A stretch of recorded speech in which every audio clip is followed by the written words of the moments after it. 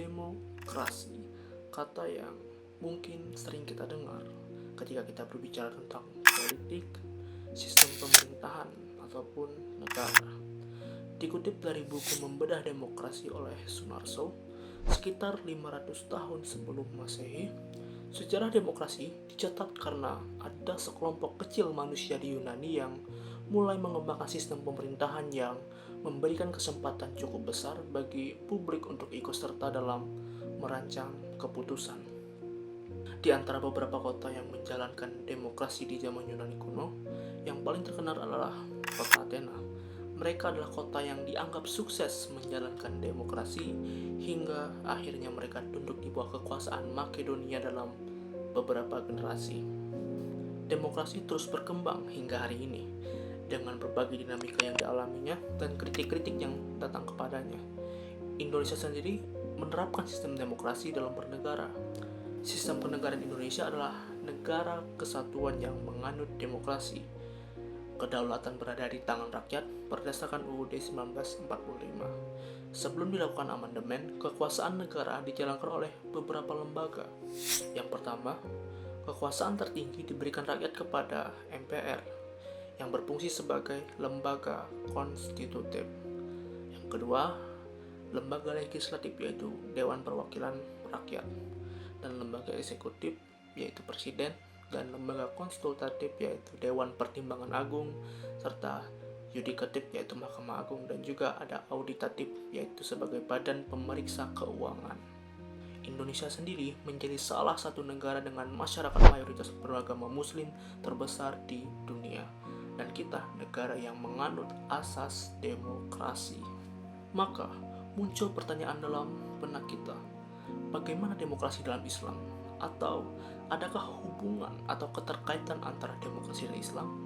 Bersama saya Fathir Syekhan, kita akan membahas dan mendalami perihal tentang bagaimana hubungan demokrasi dan Islam.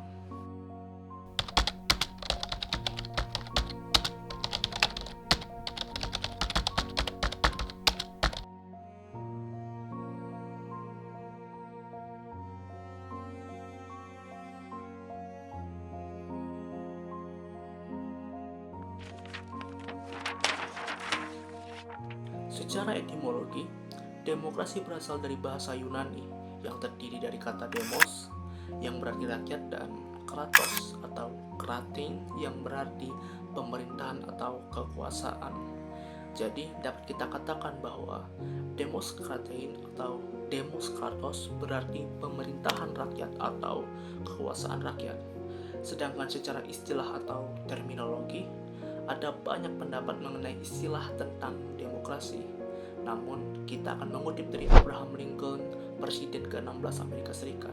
Ia mengatakan bahwa demokrasi adalah a government of the people, by the people, and for the people, atau pemerintahan dari rakyat, oleh rakyat, dan untuk rakyat. Dikutip dari buku Civic Education oleh Dr. Abdul Rahim Saidat, kalimat pemerintahan dari rakyat, oleh rakyat, dan untuk rakyat ini dapat kita pahami seperti ini. Pertama, pemerintahan dari rakyat dapat kita pahami bahwa kalimat ini mengandung pengertian pemerintahan yang sah dan diakui oleh rakyat. Yang kedua, pemerintahan oleh rakyat, yang berarti bahwa pemerintah dalam menjalankan tugasnya diawasi oleh rakyat, atau dengan kata lain, pemerintahan negara itu dijalankan oleh rakyat. Ketiga, pemerintahan untuk rakyat dapat dipahami bahwa berarti pemerintah menghasilkan dan menjalankan kebijakan-kebijakan yang diarahkan untuk kepentingan dan kesejahteraan rakyat. Gagasan demokrasi lahir dari Yunani kuno yang dipraktikkan dalam hidup bernegara mereka. Demokrasi yang dipraktikkan pada masa itu adalah demokrasi langsung atau direct democracy. Artinya, hak rakyat untuk membuat keputusan-keputusan politik dijalankan oleh seluruh rakyat atau warga negara. Hal ini bisa berlangsung karena saat itu Yunani merupakan negara kota atau polis yang penduduknya terbatas pada sebuah kota dan daerah yang berpenduduk sekitar 300.000 orang. Tentu saja, demokrasi langsung ini sudah tidak bisa dijalankan di era modern seperti saat ini. mengingat populasi manusia yang sudah banyak dan cenderung over. Maka dari itu, pada perkembangannya hingga saat ini, demokrasi sedikit berubah secara teknis, dengan beragam macam variasi dalam menjalankannya. Seperti di Indonesia, kita menggunakan prinsip res politica, yang mana keputusan politik dan negara diserahkan kepada pemerintah dan DPR yang dipilih langsung oleh rakyat sebagai satu asas paling penting dalam demokrasi, yaitu hak bersuara.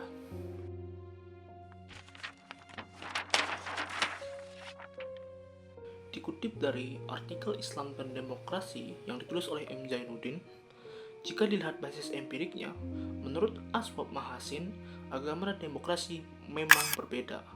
Agama berasal dari wahyu, sementara demokrasi berasal dari pergumulan pemikiran manusia. Dengan demikian, agama memiliki dialektikanya sendiri. Namun begitu, menurut Mahasin, tidak ada halangan bagi agama untuk berdampingan dengan demokrasi. Elemen utama demokrasi dalam perspektif Islam meliputi Asyura, Al-Musawah, Al-Adlah, Al-Amanah, Al-Masuliyah, dan Al-Huriyah. Kemudian, apa makna masing-masing dari elemen tersebut? Asyura. Syura merupakan suatu prinsip tentang cara pengambilan keputusan dengan cara musyawarah. Hal ini dijelaskan secara eksplisit dalam Al-Quran, misalnya dalam Quran surah Asyura ayat 38, dan urusan mereka diselesaikan secara musyawarah di antara mereka.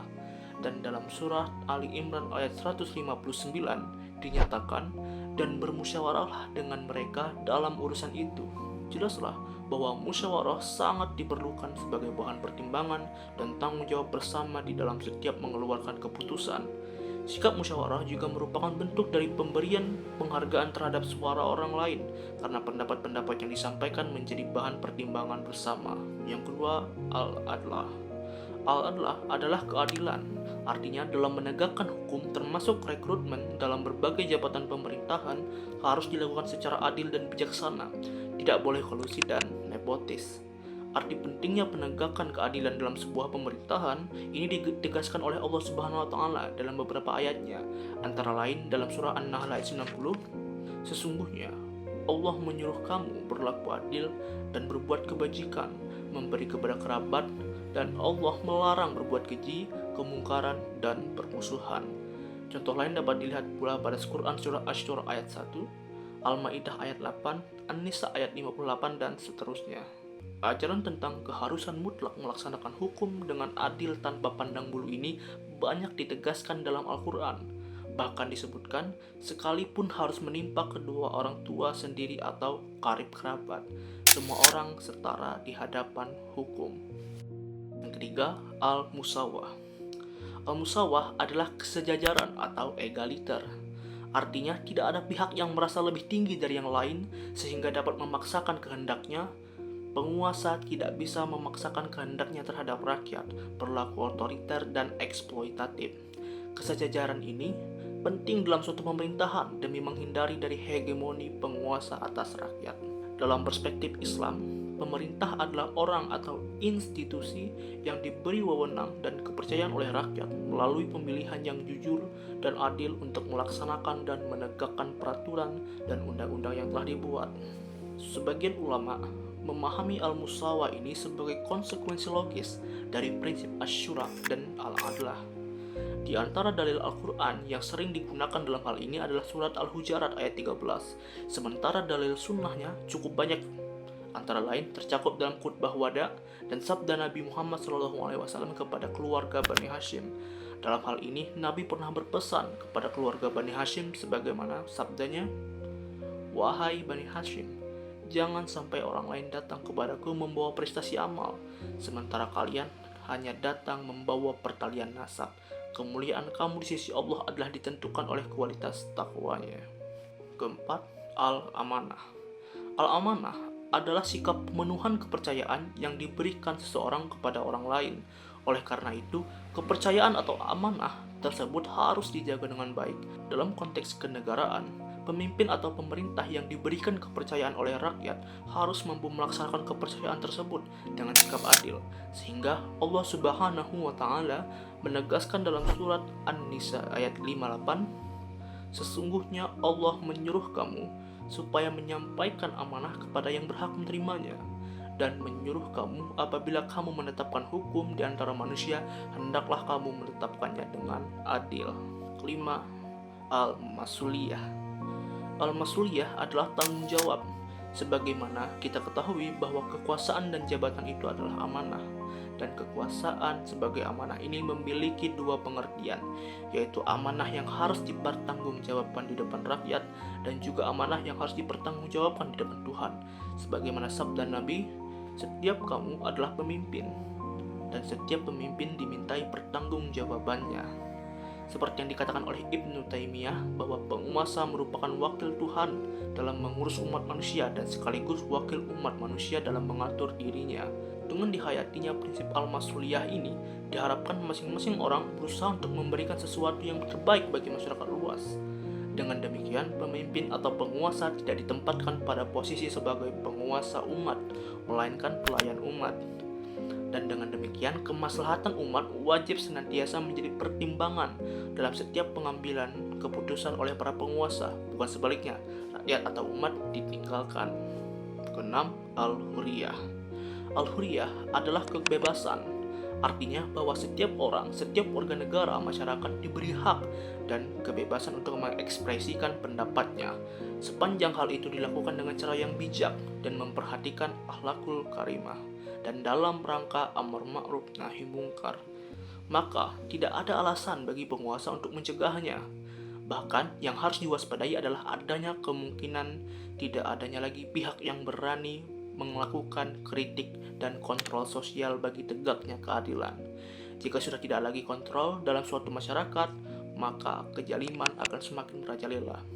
Ada sabda Nabi Muhammad yang berbunyi, barang siapa yang melihat kemungkaran, maka hendaklah diluruskan dengan tindakan, jika tidak mampu, maka dengan lisan, dan jika tidak mampu, maka dengan hati, meski yang terakhir ini termasuk selemah-lemah iman. Watak ajaran Islam sebagaimana yang tadi kita pahami adalah inklusif dan demokratis.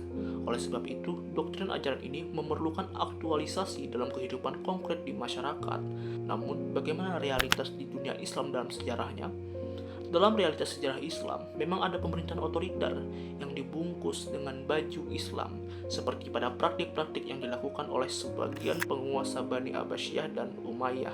Tetapi, itu bukan alasan untuk melegitimasi bahwa Islam agama yang tidak demokratis, karena sebelum itu juga ada eksperimen demokratisasi dalam sejarah Islam, yaitu pada masa Nabi dan Khulafaur Rasyidin.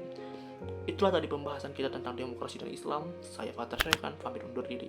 Assalamualaikum warahmatullahi wabarakatuh.